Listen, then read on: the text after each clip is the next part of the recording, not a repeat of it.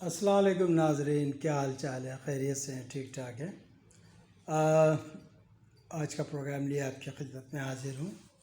آپ دیکھ رہے ہوں گے کہ میں بڑا ہوڈی پہنا بیٹھا ہوں اور مجھے برمنگھم کی یاد آ گئی، یو کے کی۔ اصل میں ایکچولی کراچی میں ہے، آج بہت سردی ہے اور آپ کو پتہ ہے کہ میری ذرا طبیعت ٹھیک نہیں رہتی ہے۔ پہلے تو ایک باریک سے بنیان میں یو کے کی سڑکوں پر ایسے ہی پھرتا تھا جیسے کوئی ہرکولس جا رہا ہو یا کوئی ٹارزن جا رہا ہو، لیکن اب وقت کی بات ہے، اب تو بڑی سردی لگتی ہے اور آج پیشن گوئی کی گئی ہے کہ کل بہت زبردست لہر ہے۔ بہرحال اینی وے، پروگرام کو شروع کرنے سے پہلے آپ سے گزارش ہے کہ آپ چینل کو جو ہے وہ سبسکرائب کر لیں اور شیئر کر دیں۔ بہت سے موضوعات ہیں، سمجھ میں نہیں آتا کہ آپ کے لیے کون سے موضوعات لے کر آیا جائے۔ مولانا فضل الرحمان آج کی ٹاپ سٹوریز چل رہی ہیں ان کے بارے میں، 4 ان کے جو دوست ہیں وہ پیچھا چھوڑ گئے ان کا۔ اس کے علاوہ عمران خان کی سٹوری ہے، امین گنڈا پور اور شبلی فراز نے پریس کانفرنس کی ہے ڈیزل کے حوالے سے۔ پھر اس کے علاوہ انڈیا کی کچھ خبریں ہیں، اسرائیل کی خبریں ہیں۔ مولانا فضل الرحمان اور نواز شریف نے اپنے بندے کو اسرائیل بھیجا، وہ خبریں چل رہی ہیں۔ اب بتائیں میں کس خبر پہ آپ سے جو ہے وہ ڈسکس کروں؟ چلیں، میں آج آپ سے کچھ نہیں کرتا، میں صرف آج آپ سے یہ کہتا ہوں کہ پاکستان کس سمت میں جا رہا ہے۔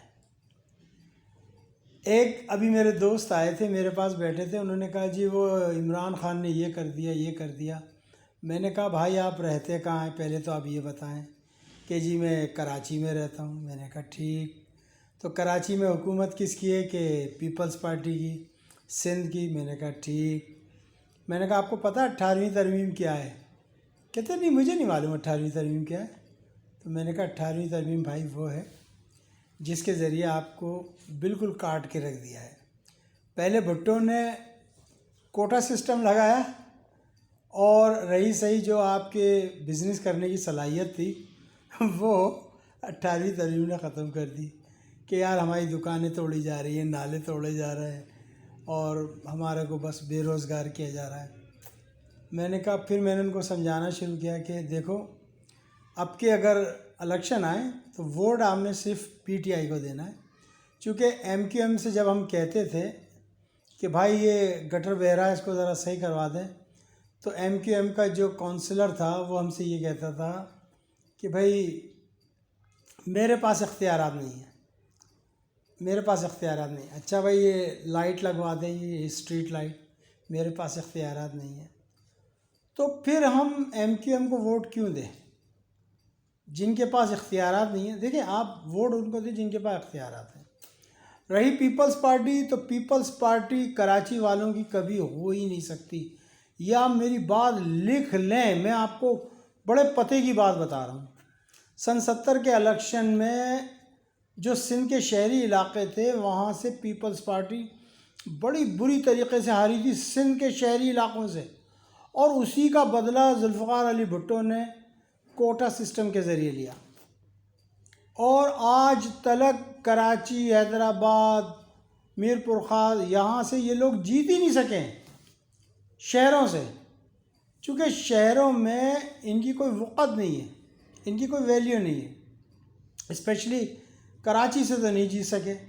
پیپلز پارٹی چاہے کتنے ہی گھوڑے دوڑا لے لیکن کراچی سے نہیں جیت سکتی، یہ میں آپ کو لکھ کے دے سکتا ہوں۔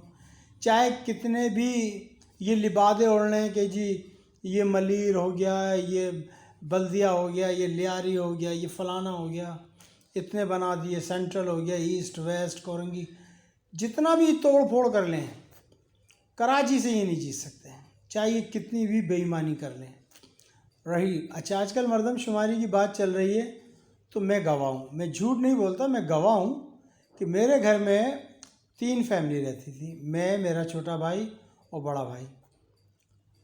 تو انہوں نے صرف ایک بھائی کا آ کے مردم شماری میں نام لکھا اس کے ساتھ رینجرز والا بھی تھا۔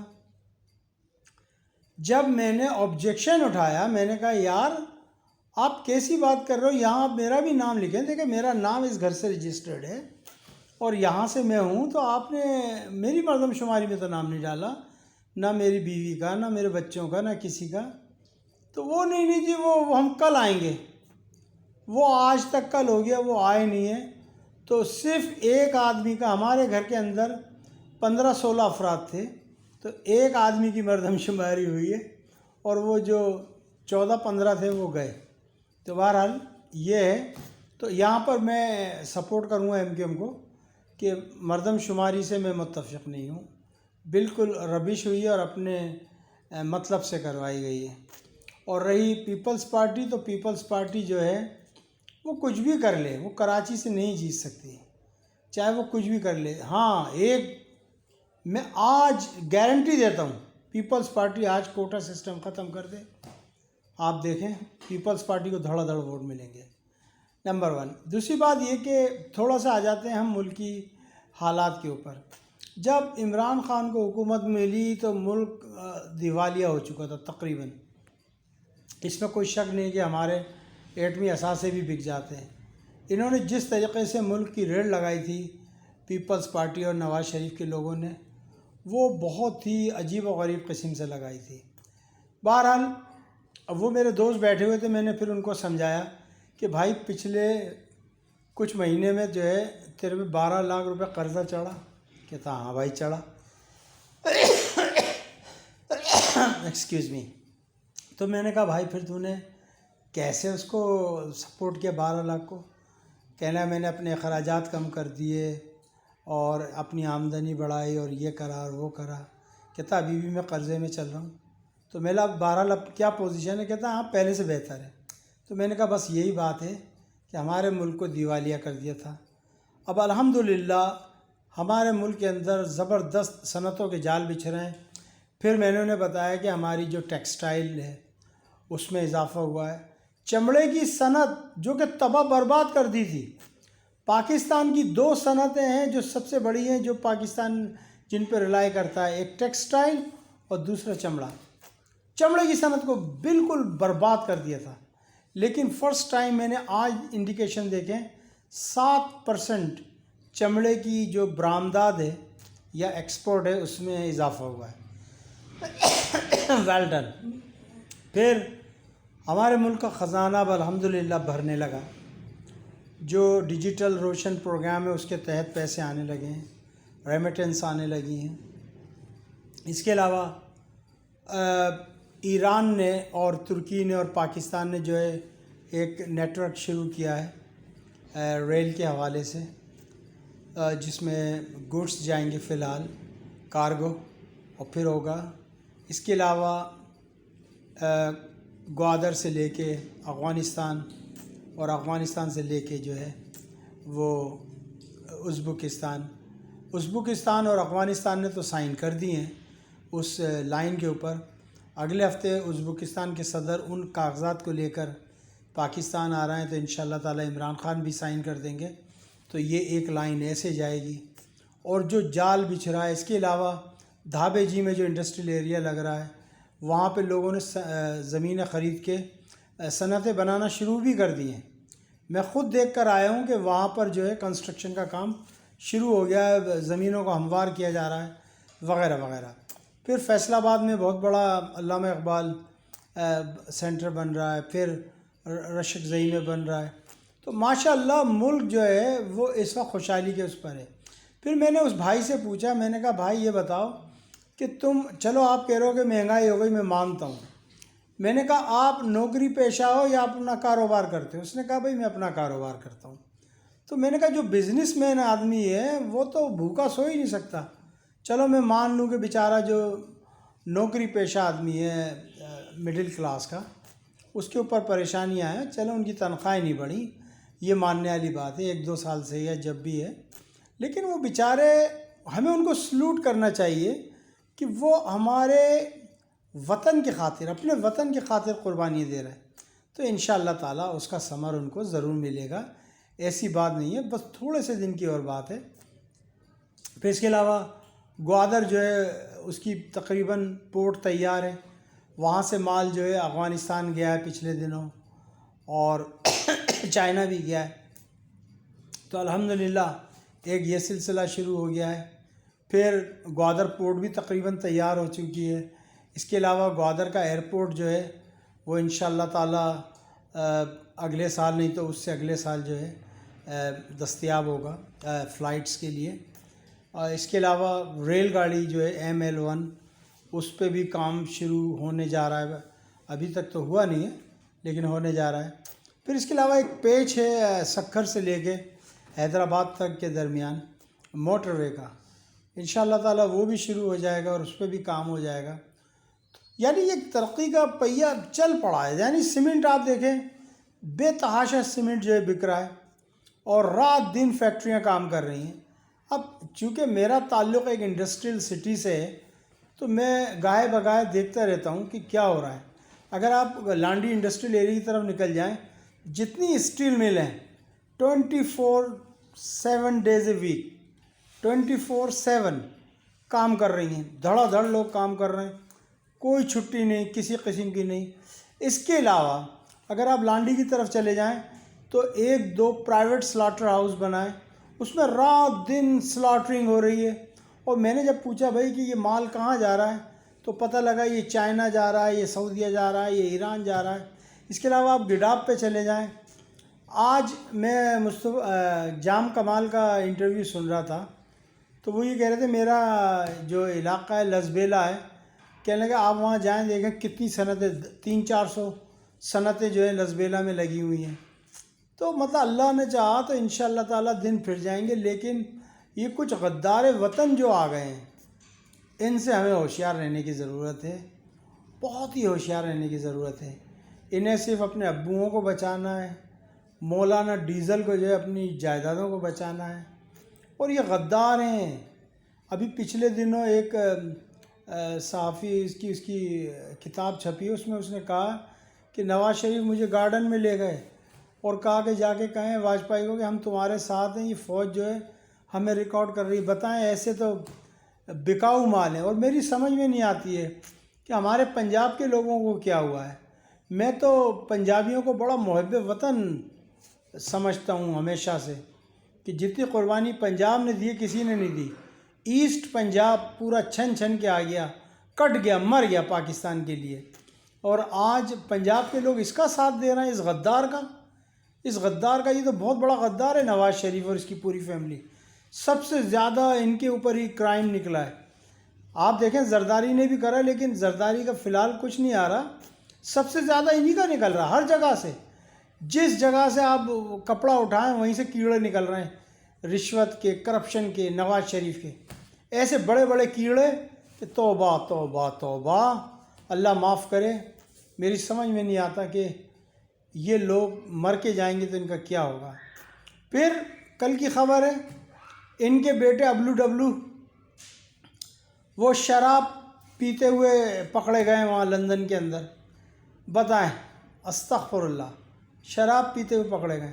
میں آپ کو ایک اور بات بتاؤں، مجھے یہ نہیں پتا کہ ابلو نے یا ڈبلو نے، اس نے یوکرین کی لڑکی سے بھی شادی کی ہے، اور اس کی جائیداد میں نیب سے کہوں گا کہ آپ ہانگ کانگ میں بھی تلاش کریں، چونکہ ون آف مائی کزن جو ہے وہ ہانگ کانگ میں ہے، اور اس کی جو بیوی ہے وہ بھی جارجیا کی ہے، اور اس کی بیوی بھی جارجیا کی ہے، تو یہ آپس میں سہیلی ہیں دونوں۔ تو اس نے بتایا تھا کہ ڈبلو ببلو یا ابلو یا ببلو یا ڈبلو یا ببلو، اس میں سے ایک کی جائیدادیں جو ہیں وہ ہانگ کانگ میں بھی ہیں۔ تو نیب انویسٹیگیٹ کرے کہ ہانگ کانگ میں جو ہے وہ کس کی ہے اور کس نے جو ہے جارجیا کی لڑکی سے شادی کی ہے۔ میرے خیال میں چھوٹے والے نے کی ہوگی، بڑا والے کی تو آلریڈی ہے لیبیا، وہاں کی لبنان کی، میرے خیال میں چھوٹے والے نے کی ہوگی جو ہے۔ تو بہرحال یہ ان کا ہے، ماں مری تو یہ نہیں آئے، دادی مری تو یہ نہیں آئے، سمجھ میں نہیں آتا۔ بہرحال ملک ہمارا اچھی طرف گامزن ہے، الحمدللہ۔ بہت جلد ہمارا ملک بڑی ترقی کرنے والا ہے۔ گوادر سے ایک ایسی دولت کی کرنیں پھوٹنے والی ہیں کہ انشاءاللہ تعالی پورا ملک خوشحال ہو جائے گا۔ میں یہاں پر ایک گزارش کرنا چاہتا ہوں پرائم منسٹر سے اور جام کمال سے کہ میں آج کل بلوچستان کو بڑا فوکس کر رہا ہوں اس کے نقشے کے حساب سے۔ اس سے میں نے دیکھا ہے کہ جو کچھ کا علاقہ ہے، جو تربت اس طرف کا جو علاقہ ہے، یہاں پر بہترین کھجور کے باغات ہیں، لیکن ان کے پاس پانی نہیں ہے۔ اگر ہماری حکومت کچھ ایسا کرے کہ دریائے سندھ سے ایک نہر نکالے، میں نے دیکھا اگر دادو سے سیدھا نکالیں ہم تو یہ تربت اور کچھ اور ادھر اس طرف جو ہے نا یہ نہر جا سکتی ہے، تاکہ وہ ان باغات کو پانی مل سکے۔ پھر جو ایک نہر جو انہوں نے کچھ نیلا نکالی تھی جو ڈیرہ بگٹی تک جا رہی تھی، اس کو کہیں اور موڑ اس کے علاوہ کراچی سے لے کے اور گوادر تک جو ہے یہ جو مکران کوسٹل ہائی وے، اس کے ساتھ ساتھ جو ہے ایک ریل گاڑی کی جو ہے وہ بچھائی جائے، اور یہ سیدھی کوسٹل ہائی وے سے ہوتی ہوئی وہ حیدرآباد سندھ کے پاس جو ہماری آخری کوسٹل لائن ہے وہاں سے نکل کے اور اس کو اوپر وہاں سے چڑھا دیا جائے، تو ایک تو اس سے بھی بہت فرق پڑے گا تاکہ کارگو وغیرہ وہاں سے جا سکے۔ پھر اس کے علاوہ روڈز موٹر وے بنانے چاہیے انہیں، کچھ میں نہیں ہے۔ اس کے علاوہ ہماری جو آرمی ہے اس کو پیش ہونا چاہیے۔ تعلیم نہیں ہے وہاں پر، تعلیم کے لیے ہمیں کچھ کرنا پڑے گا۔ اور اس کے علاوہ اگر بجلی نہیں ہے فی الحال تو یہ کہ سولر سسٹم لگوائے جائیں، ہر گھر کے اندر ایک الگ سولر سسٹم لگوا کے ان کو دے دیا جائے کہ بھئی اب آپ اس کے مالک ہیں، اب یہ ٹوٹے پھوٹے آپ نے کرنا ہے۔ تو جو آدمی کا خود کا ہوگا تو وہ خود ہی پھر اس کی مینٹیننس کرے گا۔ اگر آپ یہ کر دیں گے جی ہم نے 1000 واٹ کا وہ لگا دیا ہے تو وہ تو اسی میں رہیں گے جی حکومت آئے گی تو صحیح کرے گی۔ ایک ایک گھر میں آپ ایک ایک گھر کو لگوا دیں، اور وہاں پہ کچھ کولڈ اسٹوریج کی ضرورت ہے تربت کے اندر، ادھر جو ہے کچھ کے اندر۔ میرے خیال میں اگر ہم کچھ اس طریقے سے کریں، پھر اس کے علاوہ کچھ زمین وہاں کے سیمپل لے کر پورا جنگل بیابان جنگل پڑا ہے، جو ملینز ٹری کا جو پروگرام نکالا ہے پرائم منسٹر صاحب نے، اگر تھوڑا سا ایگریکلچر کے جو سائنٹسٹ ہیں وہ اس کے اوپر سرچ کریں، ریسرچ کریں، اور کچھ ایسے قسم کے پودے لگائیں جن سے پھل بھی ملے اور جن سے وہ بھی ہو، چھائیں بھی ہو، موسم تبدیل ہو جائے۔ مثال کے طور پہ بیری کا پیڑ، بیری میں نے یہ سنا ہے کہ کم پانی میں ریگستان میں ہر جگہ بیری جو ہے وہ اگ جاتی ہے۔ تو بہرحال یہ تھا میرا آج کا پیغام۔ تو گھبرانا نہیں ہے، ہمت مردہ مدد خدا، انشاءاللہ تعالی۔ ان پی ڈی ایم کے لٹیروں سے نہیں ڈرنا، اس ڈیزل سے نہیں ڈرنا، اس نانی اماں سے نہیں ڈرنا، اور میں کیا کہوں تیسرے کے بارے میں، مجھے تو شرم آتی ہے کہ میں کہوں کہ کہیں وہاں جاؤں کہ کیا کہوں۔ بہرحال آپ ہی جانتے ہیں وہ کیا ہے، وہ تو